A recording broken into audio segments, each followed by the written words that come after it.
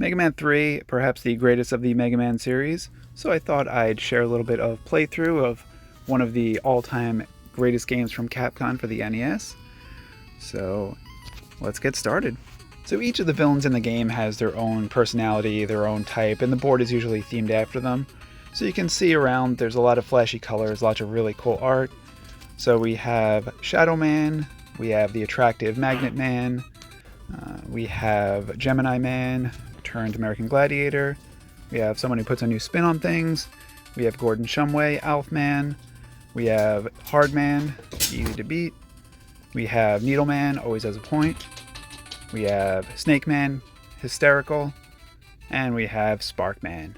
So if you've never played any of the Mega Man games, I highly recommend it. You don't have to play them in order. If you want to start with Mega Man 3, that's what I would recommend.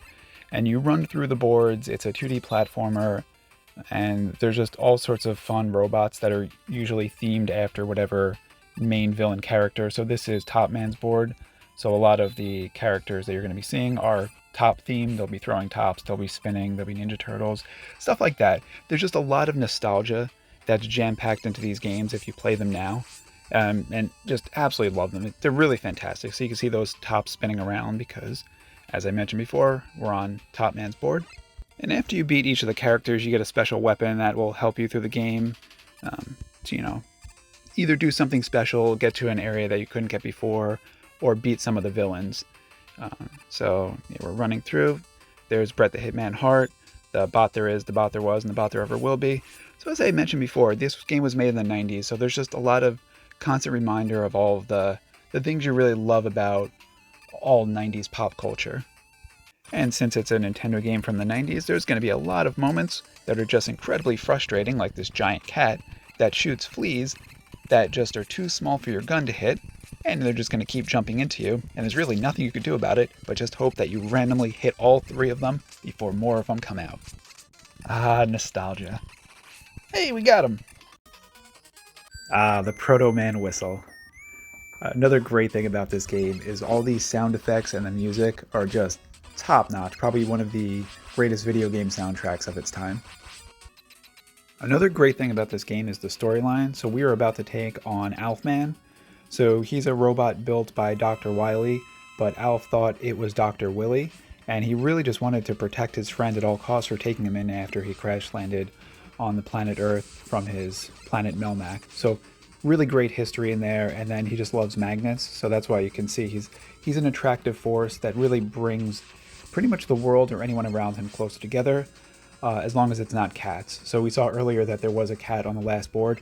Couldn't be on his board, had to be on the Top Man board, which is as far away as possible because Dr. Wily found out that Alf Man kept eating the cats, and just a lot of metal and circuitry and just a lot of work that went into making those animals, and it just wasn't good for taking over the world. So, he just worked with it.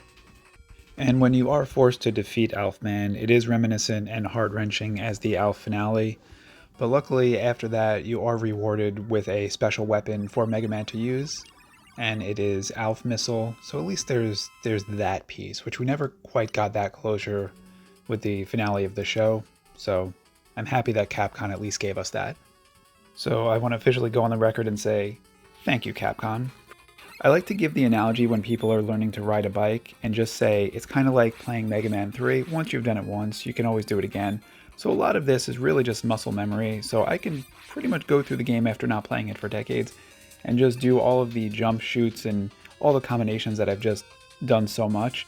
And then they lead you right into the robots like this one, which I think is, if I'm not mistaken, that is either Brother Man, that is a Hulk Hogan robot, just like I said, classic nostalgia. They just don't make them like this anymore. Where else could you be in an underground snake world fighting snake robots and then climb up a ladder and be in another cloud world, still part of the same snake world, where then cloud encased bullets are after you and you just need to balance and not get hit or fall to your death, and then bam, right back into the snake world fighting a giant robot who's then shooting snakes at you. This is just classic Mega Man. That is how you make a video game. A realistic video game at that. And because of all of our hard work, jumping and snaking and clouding, we get rewarded with the snake weapon. So now we too, Mega Man, can shoot snakes at people and cause that havoc. Search Snake.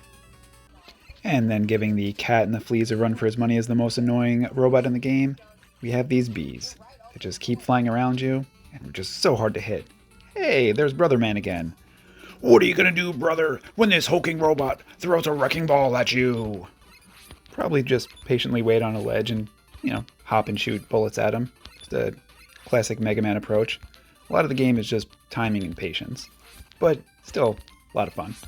And now we have a gorilla robot just hanging around, just waiting to pounce on us, patiently taking, bullets until he explodes. But the other ones won't be as easy, and they'll just hop on us and be annoying and monkey-like. Actually, for those familiar with the game on the Oculus Quest nowadays, Gorilla Tag, this is what Gorilla Tag was like back in the day. So technology in gaming has really come a very long way. You want some more, brother? No, just patiently waiting and shooting. Classic Mega Man. Hey, what did you do to my friend Hulk Hogan bot? Same thing I'm gonna do to you, Brett the Hitman Heartbot. Patiently wait and shoot. Ah, you got me. But same fate. And let's see what the rest of the board has for us. Oh, even more construction working Brett the Hitman Heart. And if you're not familiar with what he's building, he is laying the Heart Foundation. Sorry, penguins. Hope you're not endangered.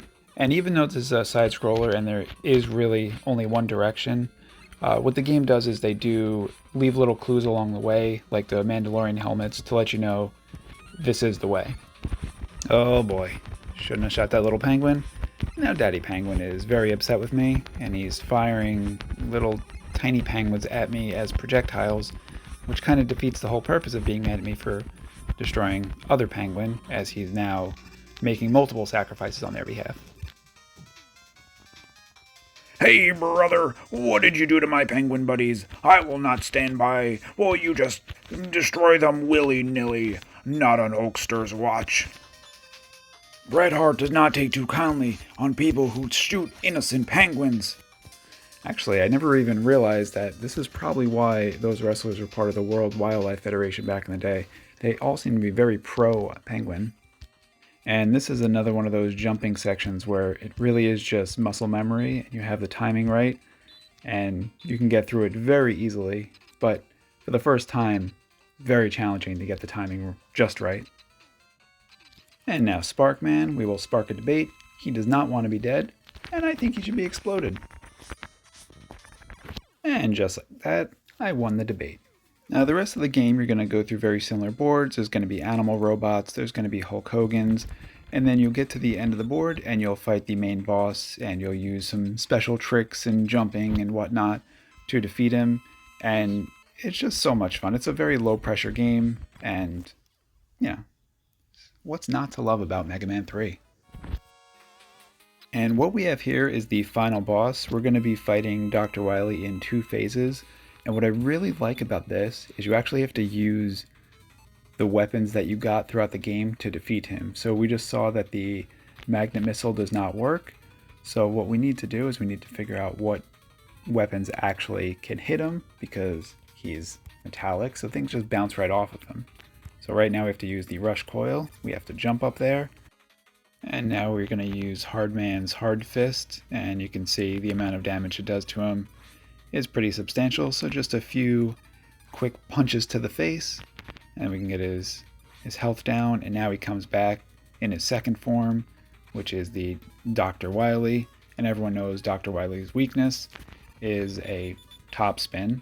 So what we're going to do is we're going to go straight to the most useless weapon in the game that just makes you spin around, and because it's the most useless in the game, of course it's going to be the one thing that actually defeats the final boss. So that's the only reason it was in there, and look at that, one hit defeats him. And I always found the ending to this game completely fascinating. So right here we have the groveling Dr. Wily, Mega Man turning his back on him, and then giant robot pieces falling on them and just absolutely crushing them. So Proto Man comes in, saves Mega Man, leaves Dr. Wily, but here's where it gets interesting. Mega Man returns to Dr. Light, and then we found out that since he is a robot with no human rights who just killed a human, he is wanted for murder, and the two have to escape to Mexico. And there we have it. So the rest is just Mega Man slowly running across the border so that he can escape the murder charges that await him. And he's going to live the rest of his life out, just always looking over his shoulder of what could be. Is Proto Man going to turn on him? Do they get Dr. Light? There's all sorts of really fun things that they'll explore in the games that they're going to be making for decades to come. But this storyline, just really amazing. Just love what they did with this. They took some risks, and I think they absolutely paid off. If you have not played Mega Man 3, I can't recommend it enough. Glad, glad you made it this far. Thanks for watching. And please do not tell the authorities where Mega Man is.